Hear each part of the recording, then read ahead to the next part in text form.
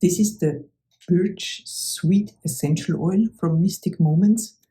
I love the brand Mystic Moments because all of their essential oils are absolutely top-notch quality, and I use it for any type of skincare projects. You can use it for soap making, for body butters, creams, whatever really.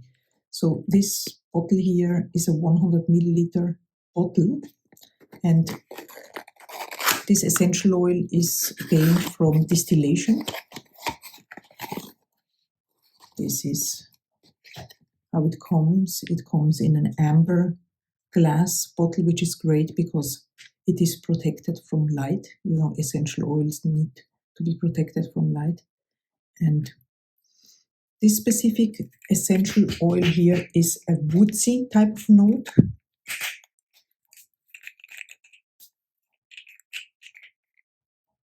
It has a very good twist top here for safety. It smells amazing.